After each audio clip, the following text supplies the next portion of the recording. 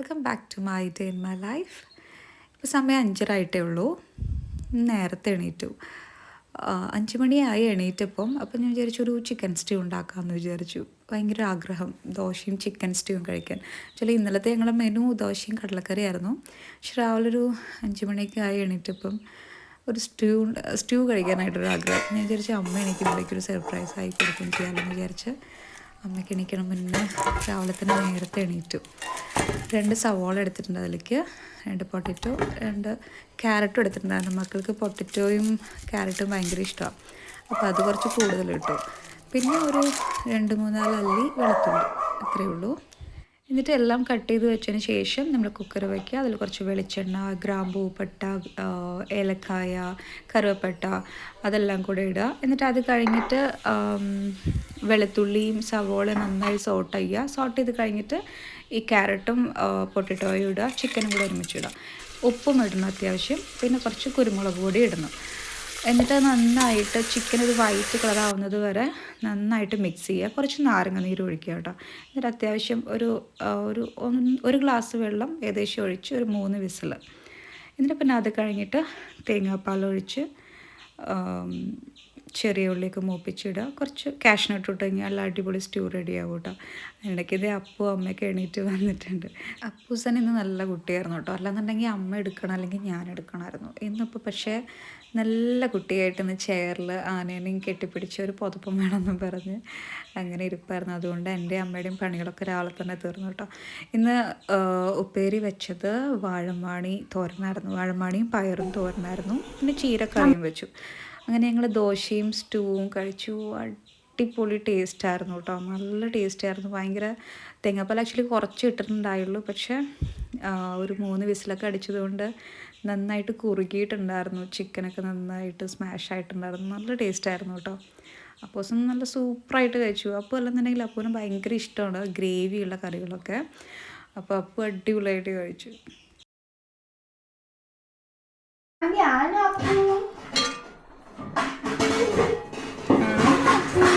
അമ്മമ്മ ചോദിക്കണം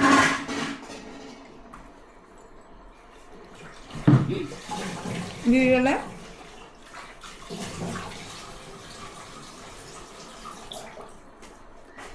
നല്ല ടേസ്റ്റ് ഉണ്ട് കറി.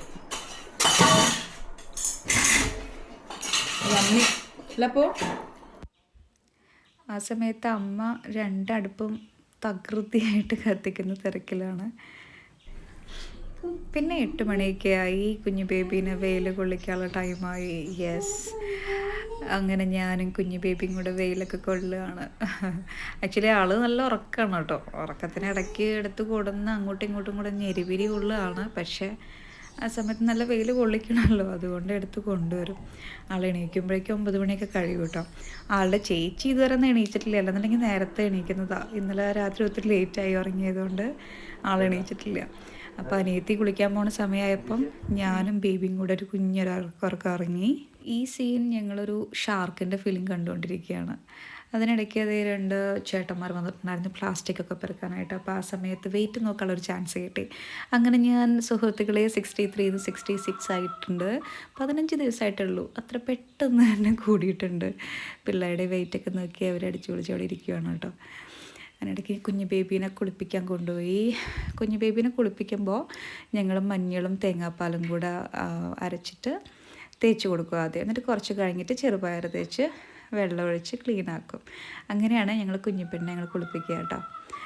പിന്നെ അത് കഴിഞ്ഞിട്ട് ചിക്കൻ ഫ്രൈ ചെയ്യാണ്ടായിരുന്നു. ചിക്കനൊക്കെ ഫ്രൈ ചെയ്ത് കഴിഞ്ഞു.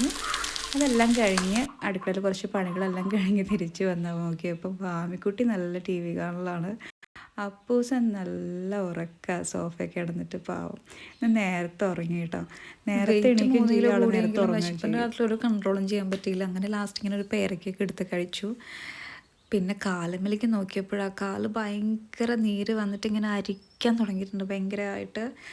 എനിക്ക് ആക്ച്വലി പ്രഗ്നൻസി സ്റ്റാർട്ടിങ്ങിൽ തന്നെ നീരുണ്ട് കേട്ടോ. ഒരു മാറ്റമില്ലാതെ കണ്ടിന്യൂസ്ലി ഒരേപോലെ തന്നെയുണ്ട്. അങ്ങനെ അതൊക്കെ കഴിഞ്ഞിട്ട് ഞാൻ ലഞ്ച് കഴിച്ചു. ലഞ്ചിൽ ഞാൻ ഇന്ന് കറികളാണ് കൂടുതൽ കഴിച്ചത്. റൈസ് ആക്ച്വലി ഞാൻ 2 സ്പൂൺ എടുത്തുള്ളൂ കേട്ടോ. അപ്പോൾ സിസ്റ്റർ അതും പറഞ്ഞ് എന്നെ കളിയാക്കുകയാണ്. അതിനിടയ്ക്ക് ഇത് എൻ്റെ ജിമ്പുക്കുട്ടൻ വീഡിയോ കോൾ ചെയ്തിട്ടുണ്ട്. എനിക്ക് ആക്ച്വലി സംസാരിക്കുമ്പോൾ ഭയങ്കര കിതപ്പുണ്ട് കേട്ടോ. ഇപ്പോഴാണ് ഒരു 1 വീക്കായിട്ടാണ് തുടങ്ങിയത്. ഭയങ്കര കിതപ്പുണ്ട്. പിന്നെ ഇത് അമ്മൂൻ്റെ ഡ്രസ്സാണ് വാമിയിട്ടിരിക്കുന്നത്. പിന്നെ കുറച്ച് കഴിഞ്ഞപ്പോൾ അപ്പൂവിനിടണം. അങ്ങനെ രണ്ടാളും ഇട്ട് നല്ല ഡാൻസ് കളിയിലാണ്.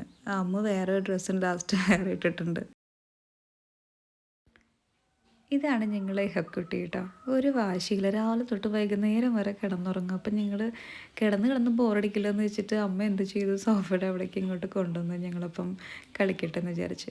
അങ്ങനെ ഇതെല്ലാം കഴിഞ്ഞ് ഷൂട്ടെല്ലാം കഴിഞ്ഞ് വൈഫൈക്ക് വേണ്ടിയിട്ട് പോവുകയാണ് ഞാൻ. അങ്ങനെ പോകുന്ന വഴിക്ക് ഒരു ചെറിയൊരു പൂവ് കേട്ടോ.